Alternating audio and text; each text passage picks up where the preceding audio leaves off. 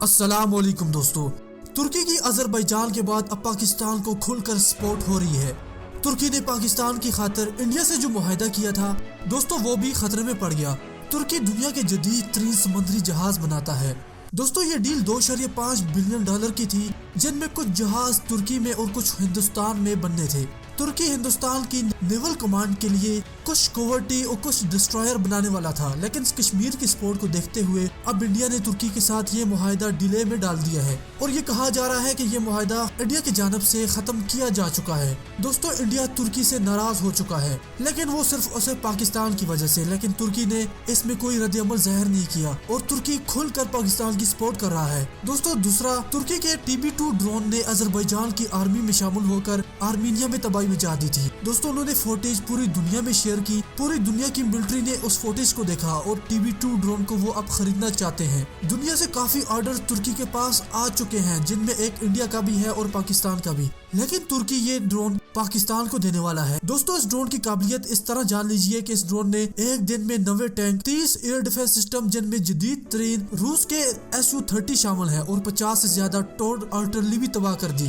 اسی دن سے آرمینیا کی آرمی کی کمر ٹوٹ چکی تھی۔ دوستو اب یہ ڈرون پاکستان کی آرمی میں شامل ہونے جا رہا ہے۔ پاکستان کے پاس اگر یہ ڈرون آ جاتے ہیں تو اس سے انڈیا کا S-400 بھی ناکام ہو جائے گا، کیونکہ دوستو اسی ایئر ڈیفنس سسٹم کے پہلے ورژن یعنی S-300 کے 30 وہیکل کو TB2 ڈرون نے 23,000 فٹ کی بلندی سے تباہ کر دیا۔ اگر پاکستان کے پاس یہ آ جاتے ہیں تو انڈیا کے $1 بلین پروجیکٹ S-400 کچھ کام نہیں آئے گا۔ تیسرا، ترکی کی فوج پاکستان میں کیا کر رہی ہے، اسی بات نے انڈیا کو سب سے زیادہ پریشان کر دیا۔ ترکی کی فوج آذربائیجان میں بھی گئی تھی اور پھر وہاں قرباغ فتح ہو گیا، اور اب یہ فوج پاکستان آ گئی ہے تو کشمیر میں راستہ ہموار ہوتا دکھائی دے رہا ہے، اور اسی بات نے اب انڈین کی نیندیں حرام کر دی ہیں۔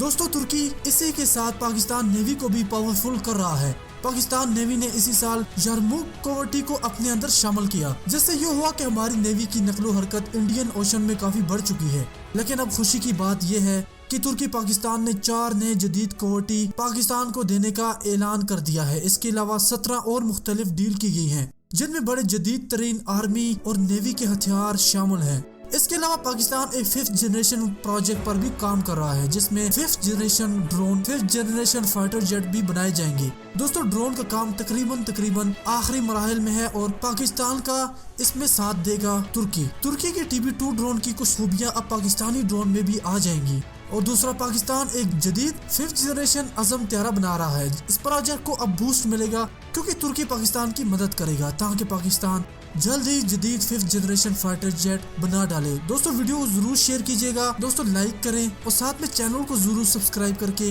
گھنٹی پر لازمی کلک کیجیے۔ ہمیں اجازت دیں، اللہ حافظ۔